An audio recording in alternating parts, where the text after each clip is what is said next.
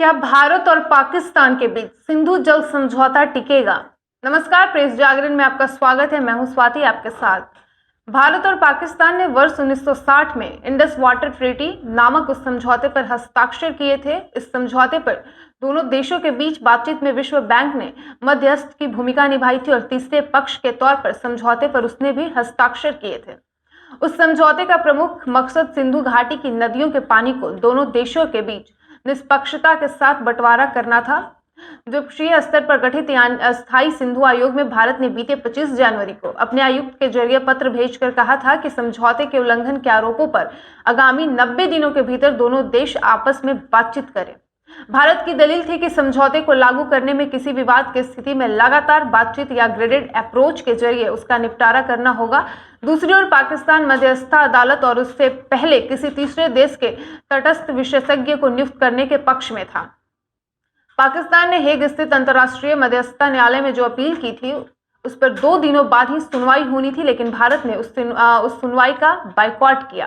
पाकिस्तान के attorney general दफ्तर की ओर से जारी एक बयान में कहा गया है कि भारत एक तरफा तरीके से सिंधु जल समझौते को बदलना चाहता है, जो कि किसी भी हालत में स्वीकार्य नहीं है। इस बीच भारतीय विदेश मंत्रालय ने बीते सप्ताह इस विवाद में विश्व बैंक की भूमिका पर कटाक्ष करते हुए कहा है कि हमारी ओर से इस समझौते की व्याख्या करने की जिम्मेदारी किसी ने विश्व बैंक को नहीं दी है। कुल मिलाकर इस समझौते की व्याख्या के मुद्दे पर विवाद इतनी जटिल स्थिति में पहुंच गया है कि कई पर्यवेक्षक इसके भविष्य पर ही आशंका जता रहे हैं। सिंधु जल समझौते के मुताबिक इस घाटी के पूर्व में स्थित 3 नदियों व्यास, रावी और शतद्रु का पानी भारत के हिस्से में है और पश्चिम की 3 नदियां चंद्रभागा, सिंधु और झेलम के पानी में पाकिस्तान को हिस्सा मिला है। लेकिन समझौते में दोनों देशों को कुछ खास मकसद से एक दूसरे के हिस्से की नदियों के इस्तेमाल का अधिकार दिया गया है। मिसाल के तौर पर छोटे स्तर की पनबिजली परियोजनाओं, जिनमें या तो पानी जमा रखने की जरूरत नहीं होती या फिर बहुत कम जरूरत होती है, को बनाने में कोई दिक्कत नहीं है। इन तमाम शर्तों के साथ ही बीते 6 दशक से भी ज्यादा समय से यह समझौता चल रहा था, लेकिन भारत प्रशासित कश्मीर में किशनगंगा और रतले नामक 2 परियोजनाओं पर हाल ही में काफी विवाद देखने को मिला है।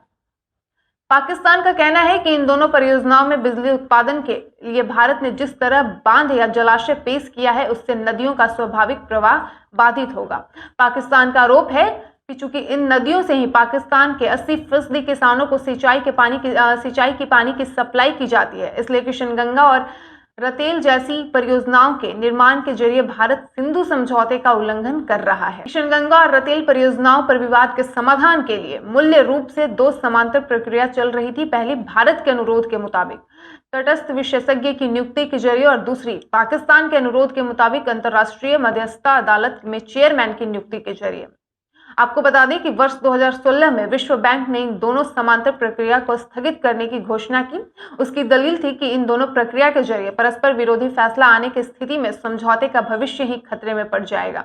लेकिन इस साल 3 फरवरी को विश्व बैंक ने कहा कि वो इन दोनों प्रक्रिया को फिर से एक साथ चलाने के पक्ष में है।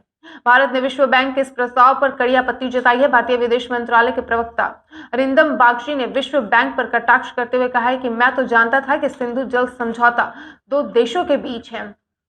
मूल समझौते में जिस गार्डन मैकेनिज्म या चरणबद्ध तरीके से बातचीत के जरिए विवाद निपटाने की बात कही गई है, भारत उसी स्थिति पर लौट आना चाहता है। दिल्ली ने यह बात भी साफ कर दी है।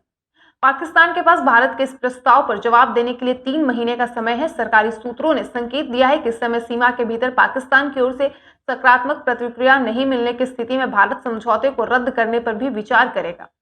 तो वहीं पाकिस्तान सरकार ने कहा है कि भारत जिस तरह एक तरफा तरीके से सिंधु जल समझौता बदलना चाहता है, वो एक भ्रामक प्रयास है। भारत की ओर से अस्थायी सिंधु आयोग को पत्र भेजने के बाद पाकिस्तान के अटॉर्नी जनरल शहजाद अता इलाही के दफ्तर से एक बड़ा बयान जारी किया गया। उसमें कहा गया है कि पाकिस्तान की ओर से आपत्ति के बाद भारत ने जिस तरह इतनी देरी से विवाद सुलझाने के तरीके पर सवाल खड़ा किया है, उससे उसकी अनिच्छा का पता चलता है। बयान में इस बात की ओर से भी ध्यान दिलाया गया है कि सिंधु घाटी की नदियों पर बनी विभिन्न पनबिजली परियोजनाओं पर दोनों देशों के बीच बरसों से वाद विवाद चल रहा है।